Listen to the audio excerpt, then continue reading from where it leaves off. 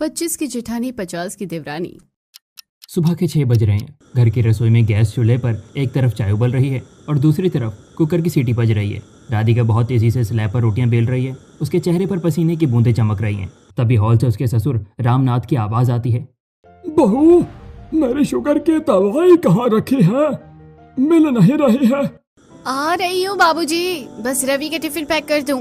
राधिका जल्दी जल्दी 3 tiffin box में खाना डालती है। तभी अंदर कमरे से बुआ सास शांति की खांसने की आवाज आती है। बहू, आज सुबह की चाय में अदरक नहीं डाली क्या? बिल्कुल फीकी चाय देती है मुझे। बुआ जी, मैंने डाली थी अदरक।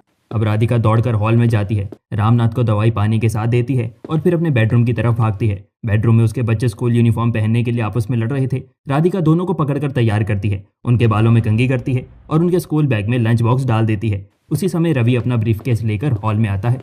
राधिका, मेरा टिफिन दे दो, आज दुकान पर बहुत माल आने वाला है, मुझे जल्दी पहुंचना है। ये लीजिए आपका टिफिन, और हाँ, आते वक्त बिजली का बिल भरते हुए आना। ठीक है बाबा, भर दूंगा, तुम बच्चों को आराम से स्कूल छोड़ देना। तभी रवि दुकान के लिए निकल जाता है। वहीं राधिका दोनों बच्चों को स्कूल छोड़ने जाती है और बच्चों को स्कूल छोड़ने के बाद वो सब्जी मंडी की तरफ मुड़ जाती है। तभी रास्ते में उसे अपनी सहेली सुनीता मिल जाती है। अरे राधिका, तू कहाँ गायब रहती है आजकल? कल किटी पार्टी थी, तू वहाँ भी नहीं आई, और परसों शर्मा जी के घर मुंडन था, वहाँ भी तेरा कोई अता पता नहीं था। क्या बताऊँ सुनीता, मेरे पास तो सांस लेने की भी फुर्सत नहीं है।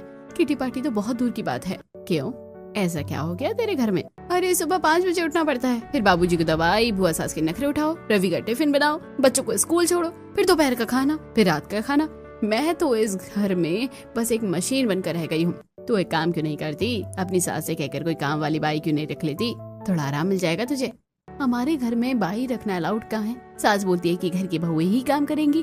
बड़ी मुश्किल से तो झाड़ू पोछे के लिए एक बाई रखी है। अगर मैं खाना बनाने के लिए भी बाई रखने को बोलूंगी ना, तो घर में महाभारत हो जाएगी। अब राधिका अपनी सहेली से मिलकर सब्जी खरीदने लगती है। भैया, 1 किलो लौकी और आधा किलो भिंडी दे दीजिए। भाभी जी, आज ताजी तोरी आई है, वो ले लो, बहुत बढ़िया बनेगी। अरे भैया, हमारे घर में किसी की पसंद एक जैसी नहीं है। बाबूजी को लौकी खानी है, बुआ सास को भिंडी खानी है। तोरी लेकर गई तो कोई मुंह नहीं लगाएगा, सबकी अलग अलग फरमाइश रहती है।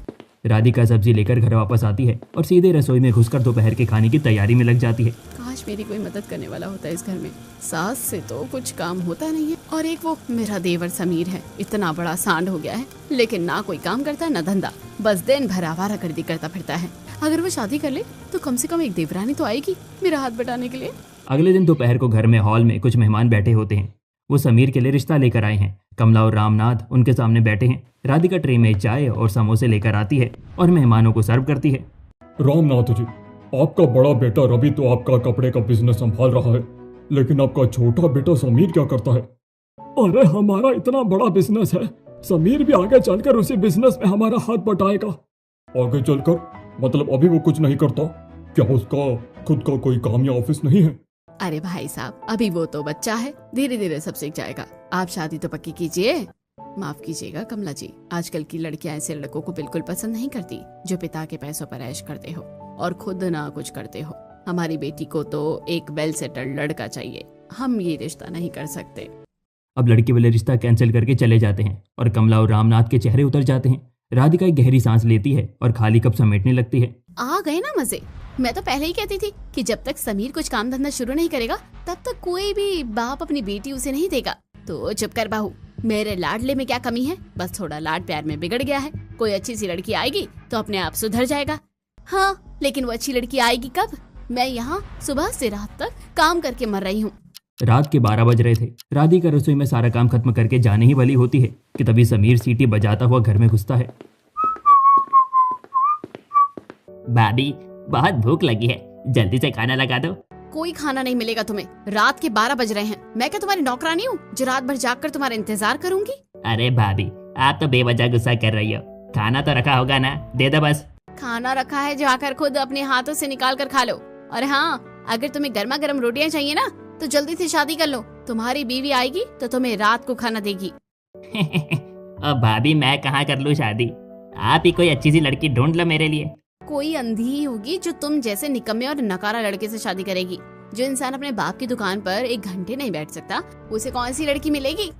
राधिका गुस्से में पैर पटकते हुए अपने कमरे में चली जाती है। समीर उसकी बातों को अनसुना करके खुद ही फ्रिज से ठंडा खाना निकाल कर खाने लगता है। बेडरूम में राधिका अपने पति रवि से बहस कर रही होती है। रवि, आप अपने भाई को कुछ समझाते क्यों नहीं? आज फिर एक रिश्ता टूट गया। अगर वो कुछ काम करेगा तभी तो कोई उसे अपनी बेटी देगा ना। मैं क्या करूँ राधिका, मैंने उसे कई बार कहा है कि मेरे साथ दुकान पर आकर बैठा करे, थोड़ा हिसाब किताब सीख ले, लेकिन वो वहाँ भी आने को तैयार नहीं है। आता है तो आधे घंटे में ही भाग जाता है। तो क्या मैं सारी जिंदगी इसी कोल्हू के बैल की तरह पिसती रहूं? कल मेरी मम्मी का फोन आया था, वो कह रही थी कि मैं कुछ दिनों के लिए मायके आ जाऊं। तो तुम चली जाओ ना कुछ दिन। कैसे चली जाऊं? अगर मैं चली गई तो बाबूजी को टाइम पे दवाई कौन देगा? बुआ सास को चाय कौन देगा? आपकी माँ ने तो साफ कह दिया है कि मैं मायके नहीं जा सकती, वरना घर का काम कौन करेगा? ना मैं किटी पार्टी में जा पाती हूँ, ना मोहल्ले की किसी फंक्शन में। मैं तो यहाँ कैद होकर रह गई हूँ। राधिका की जिंदगी ऐसे ही चलती रहती है, जबकि दूसरी तरफ समीर बिल्कुल बेपरवाह है। वो एक महंगे और आलीशान जिम का मेंबर है। एक दिन वो अपने डोले शोले शीशे में देख रहा होता है कि तभी 50 साल की अंजलि वहां पर आती है। वो बहुत ही ज्यादा स्टाइलिश, मॉडर्न और फिट है। उसने बहुत ही महंगे ब्रांडेड जिम वेयर पहने होते हैं। तभी समीर की नजर उस पर पड़ती है। अरे वाह, क्या पर्सनैलिटी है।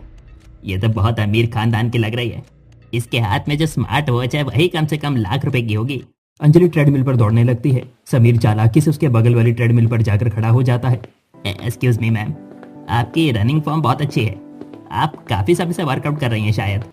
थैंक्स। हाँ, फिटनेस मेरे लिए बहुत इम्पोर्टेंट है। दोनों के बीच धीरे धीरे जिम में रोज बातचीत होने लगती है। समीर को पता चलता है कि अंजलि एक बहुत बड़ी मल्टीनेशनल कंपनी में वाइस प्रेसिडेंट है और वो अविवाहित है। अंजलि के पास पैसा, रुतबा और एक आलीशान लाइफस्टाइल है। समीर के दिमाग में लालच पैदा हो जाता है। अगर मैं इसे फंसा लूं तो मेरी तो लाइफ ही सेट हो जाएगी। ना मुझे कभी काम करने की जरूरत पड़ेगी, ना ही कोई मुझे निकम्मा कहेगा। उम्र में बड़ी है तो क्या हुआ, पैसा तो अंधा है इसके पास। और वैसे भी 50 की उम्र में इससे शादी कौन करेगा। अगर मैं इसे प्रपोज करूंगा तो ये तुरंत हाँ बोल देगी। अब समीर कुछ ही समय में धीरे धीरे अंजलि के साथ अपनी नजदीकियां बढ़ाने लगता है। उसे कभी कॉफी पर लेकर जाता तो कभी झूठी तारीफों से खुश करता। अंजलि, जो अपनी जिंदगी में बहुत अकेली थी, समीर के इस झूठे प्यार में पड़ जाती है। एक दिन समीर हिम्मत करके अंजलि को शादी के लिए प्रपोज कर देता है और अंजलि उसकी उम्र की परवाह किए बिना हाँ कह देती है। अब ऐसे ही एक दिन समीर अपने घर के हॉल में खड़ा होता है। कमला, रामनाथ और राधिका सोफे पर बैठे हैं। मम्मी, बाबूजी, मैंने अपने लिए एक लड़की पसंद कर ली है और वो भी मुझसे शादी करने के लिए तैयार है। अरे वाह मेरे शेर, मैंने कहा था ना कि मेरे बेटे को कोई ना कोई अच्छी लड़की मिल ही जाएगी। कौन है वो? कहाँ रहती है?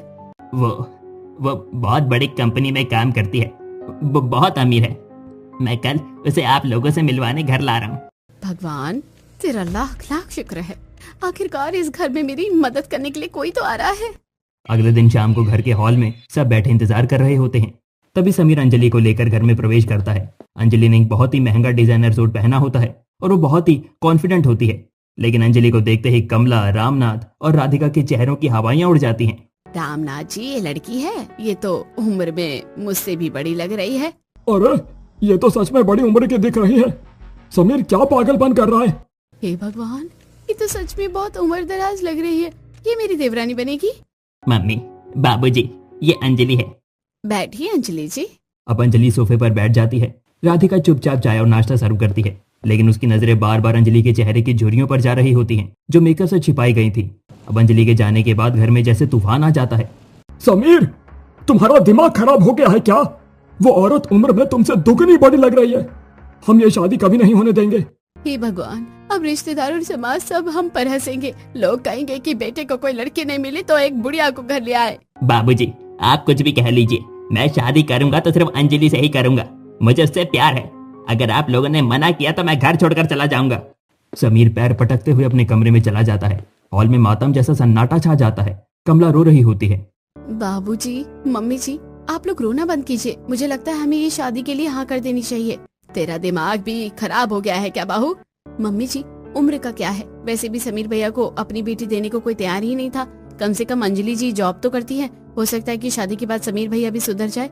और सबसे बड़ी बात, क्या बात है, मेरी मदद के लिए भी कोई आ जाएगा। मैं भी सुबह से शाम तक काम करते करते थक जाती हूँ। अंजलि जी आ जाएंगी तो घर के काम आधे आधे बढ़ जाएंगे। आप लोग हाँ कर दीजिए। राधिका के बहुत समझाने पर समीर की जिद के आगे आखिरकार कमला और रामनाथ को झुकना ही पड़ता है। वो बेमन से शादी के लिए तैयार हो जाते हैं और कुछ ही दिनों में शादी का दिन आ जाता है। घर को फूलों से सजाया जाता है। मेहमानों और मोहल्ले वालों के बीच कुसर पुसर चल रही होती है। सुनीता, तूने दूल्हे और दुल्हन की शक्ल देखी? ऐसा लग रहा है जैसे कोई अपनी मौसी से शादी कर रहा है। अरे मीना, इस निकम्मे को कोई लड़की मिल ही नहीं रही थी, तो आखिरकार इस अमीर बुढ़िया को ही पकड़ लाया। मंडप में बैठी अंजलि ये सब बातें सुन रही है। उसे बहुत बुरा लगता है, लेकिन समीर के प्यार में अंधी होकर वो सब कुछ इग्नोर कर देती है। शादी संपन्न होती है और अगले दिन मुंह दिखाई की रस्म होती है। अंजलि लाल रंग का डिजाइनर जोड़ा पहने सोफे पर बैठी होती है। वहीं मोहल्ले की औरतें भी उसे घेर कर बैठी होती हैं। अरे वाह कांता बहन, तुम्हारी छोटी बहू तो बहुत ही समझदार और तजुर्बेदार लग रही है। सच कहा रमा। और जरा बड़ी बहू राधिका को देखो, 25 की जेठानी और 50 की देवरानी। ये तो कलयुग आ गया है भाई। अरे राधिका, अब तो तुझे अपनी देवरानी के पैर छूने चाहिए, आखिर ये तो से उम्र में इतनी बड़ी जो है। राधिका यह सब सुनकर बहुत असहज महसूस करती है, लेकिन मुस्कुराकर बात को टाल देती है। अंजलि का चेहरा गुस्से और शर्म से लाल हो रहा था, लेकिन वो भी चुपचाप बैठी रहती है। अब रस्म खत्म होने के बाद अंजलि अपने कमरे में जाती है। समीर वहाँ लेटा हुआ फोन चला रहा होता है। समीर, तुम्हारी फैमिली और मोहल्ले वाले बहुत ही बैकवर्ड सोच के लोग हैं। अरे डार्लिंग, तुम इन बातों पर क्यों ध्यान देती हो? थोड़े दिन में सब चुप हो जाएंगे। समीर, मैंने तुमसे पहले ही साफ कह दिया था कि मैं शादी के बाद भी अपनी जॉब कंटिन्यू करूंगी। कल से मेरा ऑफिस शुरू हो रहा है। हाँ हाँ, बिल्कुल जाओ ऑफिस, मुझे कोई प्रॉब्लम नहीं है, तुम अपना काम जारी रखो। समीर को तो बस अंजलि की सैलरी से मतलब था। उसे इस बात से कोई फर्क नहीं पड़ता कि अंजलि घर के काम करेगी या नहीं। उधर दूसरी तरफ रसोई में राधिका बहुत खुश होती है। चलो, कल पहली रसोई की रस्म है, उसके बाद तो मेरी देवरानी मेरे साथ रसोई में काम करेगी। आखिरकार मेरी मेहनत के दिन खत्म होने वाले हैं। अगले दिन सुबह राधिका अंजलि को रसोई में लेकर आती है। अंजलि जी, मेरा मतलब है देवरानी जी, आज आपकी पहली रसोई है, आप सबके लिए कुछ मीठा बना दीजिए। राधिका, मुझे कुकिंग का ज्यादा शौक नहीं है, मैंने हमेशा जॉब और करियर पर फोकस किया है। मुझे सिर्फ चाय और मैगी बनानी आती है। राधिका ये सुनकर हैरान रह जाती है। क्या इतनी उम्र हो गई है आपकी और आपको खाना बनाना नहीं आता? उम्र का खाना बनाने से क्या कनेक्शन है राधिका? खैर, मैं हलवा बनाने की कोशिश करती हूँ। अंजलि जैसे तैसे हलवा बनाती है, लेकिन वो जल जाता है। डाइनिंग टेबल पर सब मुंह बनाकर हलवा खाते हैं। तो ये हलवा है, पूरा जला हुआ है, 50 साल की हो गई है और हलवा नहीं बनाना आता है इसे। बुआ जी, मैं यहाँ खाना बनाने नहीं आई हूँ। कल से मेरा ऑफिस है और मैं ऑफिस जाऊंगी। ऑफिस? तू ऑफिस जाएगी? हमारे घर की बहुएं नौकरी नहीं करती है, तुझे घर का काम संभालना होगा। राधिका का हाथ बटाने के लिए तो तेरी शादी करवाई थी हमने। देखिए मम्मी जी, मैंने समीर को शादी से पहले ही बता दिया था कि मैं अपनी जॉब नहीं छोड़ूंगी। मेरी बहुत अच्छी पोजीशन है वहाँ। मैं इतना कर सकती हूँ कि मैं घर के कामों के लिए एक अच्छी सी फुल टाइम मेड रखवा देती हूँ। उसका सारा खर्चा मैं अपनी सैलरी से दूंगी। मेड? हमारे घर में बाहर वाले रसोई में घुसकर खाना बनाएंगे? बिल्कुल नहीं। हमारे यहाँ सिर्फ झाड़ू पोछे के लिए बाई अलाउड है। रसोई में तो हम बहुओं के हाथ का ही खाना खाते हैं। तो फिर मैं कुछ नहीं कर सकती। मैं अपनी जॉब किसी भी कीमत पर नहीं छोड़ूंगी। आप लोगों को जो समझ रहा है समझिए। तभी अंजलि डाइनिंग टेबल से उठकर अपने कमरे में चली जाती है। राधिका सदमे में खड़ी है। तो अब मुझे ही सारा काम करना पड़ेगा? ये देवरानी मेरी मदद करने आई है या मेरी मुश्किलें बढ़ाने? अब तो मुझे समीर के साथ साथ इसका भी टिफिन बना कर देना ऑफिस के लिए। ये तो मेरे गले की हड्डी बन गई है। अगले दिन सुबह की भाग दौड़ फिर से शुरू हो जाती है। राधिका रसोई में पसीने से लथपथ होकर नाश्ता और टिफिन बना रही है। गैस पर 3-4 बर्तन एक साथ चढ़े हुए हैं। उधर दूसरी तरफ अंजलि बहुत ही स्टाइलिश सूट पहनकर, परफ्यूम लगाकर और हाथ में अपना लैपटॉप बैग लिए हॉल में आती है। राधिका, मेरा टिफिन पैक हो गया क्या? मुझे ऑफिस के लिए लेट हो रहा है। आज मेरी बहुत इंपॉर्टेंट मीटिंग है। वारी मेरी किस्मत, 25 साल की उम्र में अपनी 50 साल की देवरानी का टिफिन बना रही हूँ। जो उम्र इसके आराम करने की थी, उसमें ये सच धज कर ऑफिस जा रही है और मुझे बावर्ची बना दिया है। जी देवरानी जी, ये लीजिए आपका टिफिन। तभी बुआ सास शांति अपने कमरे से बाहर आती है और अंजलि को सिर से पैर तक घूरती है। हे भगवान, इस उम्र में ये शर्ट पैंट पहन कर घर की बहू बाहर जाएगी। बाल सफेद हो रहे हैं और शौक देखो इसके। हमारे खानदान की तो नाक ही कट गई है। बुआ जी, कपड़ों का उम्र से कोई लेना देना नहीं होता और मैं कोई गलत काम करने नहीं जा रही। अपनी इज्जत की रोटी कमाने जा रही हूँ। समीर, मैं निकल रही हूँ। अंजलि बुआ सास को अनदेखा करके घर से निकल जाती है। राधिका गुस्से में, मम्मी जी, आप लोग कुछ बोलते क्यों नहीं हैं? देवरानी जी मेरी मदद के लिए आई थी या मेरा काम बढ़ाने के लिए? पहले क्या मेरे पास काम कम था जो अब मुझे इसका भी टिफिन पैक करना पड़ रहा है? मैं क्या करूं बहू, मैंने तो इसे कल ही टोका था, पर ये तो उल्टे जवाब देती है। तो क्या मैं इस घर की नौकरानी हूँ? इसने तो साफ कह दिया कि ये कुक और मेड रखवा देगी। माँ जी, आप रखवा लीजिए ना, मुझसे अब ये सब अकेले नहीं संभाला जाता। बहू, तुझे पता है ना, बुआ जी और तेरे बाबूजी बाहर वालों के हाथ का खाना नहीं खाते। मेड तो इस घर में बिल्कुल नहीं आएगी, तुझे ही एडजस्ट करना पड़ेगा। तभी राधिका अपना सिर पकड़कर बैठ जाती है। शाम को घर में कुछ दूर के रिश्तेदार और पड़ोसने मिलने आती हैं। राधिका किचन में उनके लिए चाय और पकौड़े बना रही होती है। तभी अंजलि ऑफिस से थक कर वापस आती है और सोफे पर मेहमानों के साथ बैठ जाती है। अरे अंजलि जी, आप तो बड़ी बहू राधिका से उम्र में दोगुनी लगती है। विमला, मुझे तो समझ नहीं आता कि ये जेठानी देवरानी है या सास बहू। बेचारी 25 की जेठानी अंदर पसीने में चाय बना रही है और 50 की देवरानी यहाँ सोफे पर मेमसा बनकर बैठी है। अंजलि को ये ताना बहुत चुभता है, लेकिन वो थकावट के कारण चुप रह जाती है। राधिका ट्रे में चाय लेकर आती है और मेहमानों को देती है। मेरी तो किस्मत ही खराब है, बड़ी उम्र की देवरानी ले आए हैं तो मुझे उम्र का लिहाज करके इसकी इज्जत करनी ही पड़ेगी। अब रात का समय होता है। अंजलि ऑफिस के कपड़े सीधे वॉशिंग मशीन के पास फेंक देती है और अपने कमरे में चली जाती है। राधिका जब ये देखती है तो उसका सब्र का बांध टूट जाता है। अंजलि जी, बाहर आइए। राधिका की तेज आवाज सुनकर घर के सभी लोग हॉल में आ जाते हैं। अंजलि भी अपने कमरे से बाहर आती है। क्या हुआ राधिका, तुम ऐसे क्यों चिल्ला रही हो? मैं चिल्लाऊं नहीं तो और क्या करूं? ये पसीने वाले कपड़े किसने छोड़े हैं यहाँ? क्या मैं आपकी नौकरानी हूँ जो सुबह आपका टिफिन बनाऊं और रात को आपके झूठे डिब्बे धोऊं? राधिका, अपनी आवाज नीचे रखो। तुम भूल रही हो कि मैं तुमसे उम्र में 25 साल बड़ी हूँ। तमीज से बात करो मुझसे। आप उम्र में बड़ी होगी, लेकिन रिश्ते में मैं आपकी जेठानी हूँ और जेठानी के होने के नाते मुझे आपसे इज्जत और मदद दोनों मिलनी चाहिए। मैं अब तक आपकी उम्र का लिहाज कर रही थी, लेकिन आपने तो मुझे काम वाली बाई समझ लिया है। तो मैं क्या करूँ? मैं सुबह से शाम तक ऑफिस में सिर खपाती हूँ, वहाँ 50 लोगों को हैंडल करती हूँ। घर आकर मुझसे ही झाड़ू बर्तन नहीं होगा। मैंने पहले ही कहा था कि मेरी सैलरी से मेड रख लो। मुझे आपकी सैलरी से कोई मतलब नहीं है। मैं इस घर में शादी करके आई हूँ, कोई सजा काटने नहीं। रवि, मैं अब और बर्दाश्त नहीं कर सकती। या तो ये औरत घर का आधा काम करेगी या फिर हम दोनों इस घर से अलग रहेंगे। मेरा अपना परिवार है, मेरे बच्चे हैं। मैं सबकी नौकरानी बनकर नहीं रह सकती। अलग होने की बात सुनकर कमला फूट फूट कर रोने लगती है। हे भगवान, ये दिन देखने के लिए मैं जिंदा थी। आज तक पूरे खानदान में, हमारे समाज में किसी का बंटवारा नहीं हुआ। सब मिलजुल कर रहते हैं। अगर मेरे बेटे अलग हो गए तो समाज क्या कहेगा? हमारा तो नाम मिट्टी में ही मिल जाएगा। अब रामनाथ गुस्से में सिर पकड़कर बैठ जाते हैं। राधिका रोते हुए अपने कमरे में चली जाती है। उधर दूसरी तरफ कमला तुरंत अपने कमरे में जाकर राधिका की मम्मी को फोन लगाती है और रोते हुए सारी बात बताती है। थोड़ी देर बाद राधिका की मम्मी का फोन राधिका के पास आता है। हाँ मम्मी, मैं बहुत परेशान हूँ यहाँ। राधिका बेटा, ये तूने क्या अलग होने की रट लगा रखी है? ससुराल में ये सब छोटी मोटी बातें होती रहती है। एडजस्ट करना सीख ले बेटा। एडजस्ट करूँ मम्मी? वो औरत मुझसे उम्र में दुगनी है, कोई काम नहीं करती और मुझे उल्टा रौब दिखाती है। देख बेटा, कल को तेरी भाभी भी यही सोचकर अगर मुझसे अलग रहने की बात करेगी तो मेरा क्या होगा? तू बड़ी बहू है, तुझे ही समझदारी दिखानी पड़ेगी। अलग होने का फैसला बिल्कुल गलत है। अपनी माँ की बातें सुनकर राधिका बेबस हो जाती है। वो फोन काट देती है और आंसुओं को पोंछकर चुपचाप सो जाती है। अगले कुछ दिनों तक घर का माहौल बहुत तनावपूर्ण रहता है। अंजलि और राधिका एक दूसरे से सीधे मुंह बात नहीं करती। छोटी छोटी बातों पर दोनों में खटपट होती रहती है। उधर दूसरी तरफ अंजलि भी अंदर ही अंदर बहुत परेशान रहती है। समीर, मैं ये रोज रोज की चिक चिक से पागल हो जाऊंगी। ऑफिस में वैसे ही बॉस इतना टेंशन देता है और घर आते ही यहाँ बर्तन और कपड़ों को लेकर राधिका से लड़ाई शुरू हो जाती है। तो इग्नोर किया करो ना उसे। भाभी तो है ही ऐसी, दिन भर बक बक करती रहती है। नहीं समीर, मुझसे इग्नोर नहीं होता। इन झगड़ों की वजह से मेरा ऑफिस में भी मन नहीं लग रहा है। मेरी प्रेजेंटेशन में गलतियां हो रही है। कल ही बॉस ने मुझे सबके सामने डांट दिया है।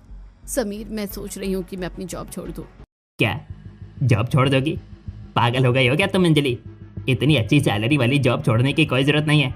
घर जैसा चल रहा है चलने दो ना। तुम इतने हाइपर क्यों हो रहे हो समीर? मैं इतने सालों से काम कर रही हूँ, मेरे पास काफी सेविंग्स है। अब मुझे शांति चाहिए। मैं घर पर रहकर राधिका का हाथ बटा लूंगी तो झगड़े भी खत्म हो जाएंगे। हे भगवान, मैं तो इसे लाया ही इसीलिए था ताकि इसकी सैलरी से मेरे खर्च चल सके, मुझे बाप की दुकान पर ना बैठना पड़े। अगर इसने जॉब छोड़ दी तो मेरा क्या होगा? मेरी सारी ऐश खत्म हो जाएगी। देखो अंजलि, भाभी की बातों में आकर अपना करियर बर्बाद मत करो। तुम ऑफिस जाओ प्लीज। अब अंजलि ने फैसला कर लिया था। उसने अगले ही दिन ऑफिस जाकर अपना इस्तीफा दे दिया। अंजलि की जॉब छोड़ते ही घर का डायनेमिक पूरी तरह से बदल जाता है। अब अंजलि दिन भर घर में रहती है और घर के कामों में राधिका का हाथ बटाने लगती है। लेकिन यहाँ एक नई परेशानी शुरू हो जाती है। अंजलि चूंकि उम्र में 50 साल की है और सालों तक ऑफिस में बॉस बनकर रही है, तो उसका स्वभाव बहुत डोमिनेटिंग हो जाता है। वो घर के छोटे छोटे फैसलों में अपना हुक्म चलाने लगती है। राधिका, ये दाल में तड़का ऐसे नहीं लगता। मैंने इंटरनेट पर देखा है। इसे थोड़ा कम तेल में छौंका करो। और हाँ, आज दोपहर को हम लौकी नहीं राजमा बनाएंगे। मैंने बाबूजी को बोल दिया है। ये क्या बात हुई? इतने सालों से मैं इस घर की रसोई चला रही हूँ। बाबूजी क्या खाएंगे, बच्चे क्या पहनेंगे, ये सब मैं तय करती थी। अभी देवरानी होकर मुझ पर हुक्म चला रही है, सिर्फ इसलिए क्योंकि ये उम्र में बड़ी है। राधिका को अपना जेठानी वाला रुतबा छीनता हुआ महसूस होता है। वो इस बात को बर्दाश्त नहीं कर पाती। अंजलि जी, राजमा रात को बनते हैं, दोपहर को लौकी ही बनेगी। आप मुझे बस सिखाइए कि मुझे अपनी रसोई कैसे चलानी है। राधिका, मैं तुमसे उम्र में तो बहुत बड़ी हूँ, मुझे दुनिया का तुमसे ज्यादा तजुर्बा है। मेरी बात सुना करो। तजुर्बा होगा आपको ऑफिस का, लेकिन इस घर की जेठानी मैं ही हूँ। दोनों के बीच फिर से तनाव बढ़ने लगता है। लेकिन असल परेशानी तो अब आती है जब दोनों को एक साथ किसी काम से घर के बाहर जाना पड़ता है। एक दिन शाम को घर का राशन खत्म हो जाता है। अंजलि, तू और राधिका जाकर सामने वाले सुपरमार्केट से महीने भर का राशन ले आओ। दोनों साथ जाओगे तो सामान उठाने में आसानी होगी। राधिका और अंजलि साथ में बाजार के लिए निकलती हैं। अंजलि ने बहुत ही मॉडर्न और स्टाइलिश कपड़े पहने हुए हैं, जबकि राधिका एक सिंपल सी साड़ी में है। दोनों सुपरमार्केट में सामान चुन रही होती हैं। भाभी, ओ भाभी, जरा वो चाय पत्ती का पैकेट मुझे पकड़वाना। भाभी शब्द सुनकर सुपरमार्केट में खड़े आसपास के लोग पलटकर राधिका को देखने लगते हैं। अरे बहन जी, ये आपको भाभी क्यों बोल रही है? ये तो उम्र में आपकी माँ या सास के बराबर लग रही है। अरे मैडम जी, मुझे तो लगा आप अपनी सास को साथ लेकर आई हैं शॉपिंग कराने। राधिका का चेहरा शर्म से लाल हो जाता है। वो अंजलि को कोने में खींचकर लेकर जाती है। देवरानी जी, आपको कितनी बार कहा है कि मुझे बाहर सबके सामने भाभी मत बोला कीजिए। सब लोग हमें घूरते हैं, मुझे बहुत शर्मिंदगी होती है। तो मैं क्या बोलूं राधिका, तुम रिश्ते में मेरी जेठानी हो, समीर की भाभी हो। मेरा तो फर्ज बनता है तुम्हें इज्जत देने का। आप बस मेरा नाम लेकर बुलाया कीजिए बाहर। मोहल्ले वाले वैसे ही ताना मारते हैं कि सास की उम्र की देवरानी ले आए हो। ऊपर से आप मुझे भाभी बोलकर और मजाक बनवा देती है। अंजलि को राधिका की ये बात बुरी लगती है, लेकिन वो चुप रह जाती है। इस घटना के बाद राधिका अंजलि के साथ कहीं भी बाहर जाना अवॉइड करने लगती है। अगर मोहल्ले में कोई फंक्शन होता तो राधिका बहाना बना देती कि उसकी तबीयत खराब है, ताकि उसे अंजलि के साथ ना खड़ा होना पड़े। अब दोनों के बीच दूरियां इतनी बढ़ गई थी कि बात फिर से बिगड़ने लगती है। एक दिन दोपहर के समय घर में शांति थी। बच्चे स्कूल गए थे और सास ससुर अपने कमरे में आराम कर रहे थे। राधिका हॉल में अकेली बैठी टीवी देख रही थी। तभी अंजलि 2 कप चाय लेकर वहां पर आती है और 1 कप राधिका की तरफ बढ़ाती है। राधिका, क्या हम दोनों शांति से बैठकर कुछ बातें कर सकते हैं? जी कहिए ना। राधिका, मैं जानती हूँ कि हमारी उम्र का ये फासला हमारे रिश्ते के बीच आ रहा है। तुम 25 की हो और मैं 50 की। जब मैंने जॉब छोड़ी तो मैंने घर को ऑफिस की तरह चलाना शुरू कर दिया, जो कि मेरी गलती थी। मुझे समझ नहीं आया कि तुम इतने सालों से इस घर को अपने तरीके से चला रही थी। देवरानी जी, मुझे आपसे कोई दुश्मनी नहीं है, बस मुझे लगने लगा था कि मेरी इस घर में कोई अहमियत ही नहीं बची है। आप हर चीज में हावी होने लगी थी। मैं समझ सकती हूँ राधिका, लेकिन देखो, अगर हम दोनों ऐसे ही छोटी छोटी बातों पर लड़ते रहेंगे तो ये घर कैसे चलेगा? तुम मेरी देवरानी नहीं बल्कि मेरी जेठानी हो। भले ही मैं उम्र में तुमसे बड़ी हूँ, लेकिन इस घर के तौर तरीकों में तुम मेरी सीनियर हो और आप दुनिया के तजुर्बे में मुझसे सीनियर है। बिल्कुल, तो क्यों ना हम दोनों एक दूसरे की सलाह से काम करें। तुम मुझे घर संभालना सिखाओ और मैं तुम्हारे बच्चों की पढ़ाई और स्कूल की पूरी जिम्मेदारी अपने ऊपर ले लेती हूँ। मैं उन्हें पढ़ाऊंगी, स्कूल छोड़ने जाऊंगी। इससे तुम्हारा भी आधा काम कम हो जाएगा और हम दोनों टेंशन फ्री रहेंगे। तभी राधिका की आंखों में खुशी के आंसू आ जाते हैं। आपने मेरे दिल का बोझ हल्का कर दिया देवरानी जी। हम दोनों मिलकर इस घर को बहुत अच्छे से चलाएंगे। उस दिन के बाद से देवरानी और जेठानी के बीच एक बहुत ही खूबसूरत बॉन्डिंग बन जाती है। दोनों मिलकर खाना बनाती हैं, हंसी मजाक करती हैं। जब राधिका थक जाती है तो अंजलि उसे आराम करने भेज देती है और खुद काम संभाल लेती है। लेकिन जहाँ एक तरफ घर का माहौल सुधर रहा था, वहीं दूसरी तरफ समीर की नीयत पूरी तरह से खराब होने लगती है। अंजलि के जॉब छोड़ने की वजह से समीर को अब उसके अकाउंट से पैसे मिलने बंद हो गए थे। समीर की सारी ऐशो आराम की लाइफस्टाइल रुक गई थी, जिससे वो अंजलि से बुरी तरह चिढ़ने लगा था। एक रात समीर अपने दोस्तों के साथ शराब पीकर घर लौटता है। अरे समीर, तूने तो अपनी जिंदगी झंड कर ली है भाई। हमें लगा था कोई अमीर लड़की फंसाई है, तू रोज हमें भी पार्टी देगा। यहाँ तो तेरी वो बुढ़िया घर में बैठकर रोटियां बेल रही है। सही में यार, ना तो उसे हमारे साथ किसी पार्टी में ले जा सकता है, ना कहीं बाहर ले जा सकता है। लोग सोचते हैं कि तू अपनी मम्मी के साथ घूम रहा है। तू तो सच में एक बुढ़िया उठा लाया। समीर ये ताने सुनकर गुस्से से भर जाता है। घर पहुंचते ही वो अंजलि के साथ बदतमीजी करना शुरू कर देता है। अंजलि, कहाँ है तू? मेरे लिए पानी लेकर आ। समीर, तुमने इतनी शराब क्यों पी रखी है? तुम तो ऐसे नहीं थे। तू मुझे मत सिखा, तूने तो मेरी जिंदगी बर्बाद कर दी है। जॉब छोड़कर घर में बैठ गई है मेरी छाती पर मूंग दलने के लिए। मैंने तुम्हारे और इस परिवार के लिए अपनी इतनी अच्छी जॉब छोड़ दी। समीर का ये रवैया हर रोज का हो गया था। वो अंजलि पर हाथ उठाने लगा था, उस उम्र के ताने मारने लगा था। जब भी अंजलि उसे किसी फंक्शन में साथ ले जाने के लिए कहती, समीर साफ मना कर देता। मैं तुम्हारे साथ कहीं नहीं जाऊंगा। लोग मुझे देखकर हंसते हैं। मेरी उम्र के लड़के की बीवियां जवान हैं, और तुम तो बुढ़िया लगने लगी हो मुझे। अंजलि ये सुनकर अंदर ही अंदर टूट जाती है। वो एक दिन राधिका के सामने फूट फूट कर रोने लगती है और उसे समीर की सारी हरकतें बता देती है। राधिका को ये सुनकर बहुत बुरा लगता है। अगले दिन हॉल में समीर, कमला और रामनाथ बैठे होते हैं। अंजलि उदास खड़ी होती है। बाबूजी, मम्मी, मैंने फैसला कर लिया है। मुझे अब अंजलि के साथ नहीं रहना है। मैं इसे डाइवोर्स दे रहा हूँ। मेरा और इसका कोई मेल नहीं है। ये तो क्या कह रहा है समीर? अभी तो शादी को कुछ ही महीने हुए हैं। कुछ नहीं, जिस वजह से मैं इसे लाया था वो वजह ही खत्म हो गई है। इसने जॉब छोड़ दी है और अब ये मुझे बहुत बुरी लगने लगी है। मेरे दोस्त मेरा मजाक उड़ाते हैं, मुझे इसे छुटकारा चाहिए। तभी अंजलि रोने लगती है। तभी रसोई से राधिका आग बबूला होते हुए बाहर हॉल में आती है। समीर, तुम्हारी हिम्मत कैसे हुई देवरानी जी के बारे में ऐसे बकवास कहने की? भाभी, आप बीच में मत बोलिए। मैं क्यों ना बोलूं? मैं इस घर की बड़ी बहू हूँ। तुमने औरतों को क्या कोई बाजार का खिलौना समझ रखा है कि जब दिल किया अपने मतलब और लालच के लिए घर उठा लाए और जब मतलब पूरा हो गया तो उसे उठाकर कचरे में फेंक दिया? भाभी, मेरे दोस्तों में बेइज्जती होती है इसकी वजह से। लानत है तुम्हारी ऐसी सोच पर। देवरानी जी एक इंडिपेंडेंट और आजाद औरत थी। उन्होंने तुम्हारे झूठे प्यार की खातिर, तुम्हारे परिवार की खातिर अपनी इतनी अच्छी जॉब छोड़ी। जिस औरत ने कभी रसोई में कदम नहीं रखा था वो आज तुम्हारे माँ बाप के लिए रोटियां सेक रही है। उन्होंने अपना सब कुछ त्याग दिया इस घर के लिए और तुम उन्हें उम्र का ताना मार रहे हो। राधिका की कही बात सुनकर पूरा घर सन्न रह जाता है। तुमसे ज्यादा समझदार और इज्जतदार तो देवरानी जी है। इंसान की पहचान उसकी उम्र से नहीं, उसके दिल और उसके त्याग से होती है। अगर तुमने आज देवरानी जी को इस घर से निकाला तो याद रखना समीर, मैं भी इस घर की दहलीज हमेशा के लिए पार कर लूंगी। राधिका की ये बातें सुनकर समीर को गहरा धक्का लगता है। उसे अपनी नीच सोच और अपनी गलती का एहसास होता है कि अंजलि ने सच में उसके परिवार के लिए कितना बड़ा त्याग किया है। मुझे माफ कर दो अंजलि। मैं पैसों के लालच और दोस्तों की बातों में अंधा हो गया था। मैं भूल गया था कि तुमने मेरे लिए अपना पूरा करियर छोड़ दिया। मुझसे बहुत बड़ी गलती हो गई। प्लीज मुझे माफ कर देना, मुझे छोड़कर मत जाना। अंजलि रोते हुए समीर को उठाती है और गले लगा लेती है। राधिका भी मुस्कुराते हुए उसके पास आती है। राधिका, आज जो तुमने मेरे लिए किया है वो एक सगी बहन भी नहीं कर पाती। अरे देवरानी जी, ये तो मेरा फर्ज था। इसके बाद कहानी में एक बहुत ही बड़ी खूबसूरत और पॉजिटिव बदलाव आता है। 25 की जेठानी और 50 की देवरानी की जोड़ी पूरे मोहल्ले में मशहूर हो जाती है। अब राधिका को अंजलि के साथ बाजार जाने में कोई शर्म नहीं आती।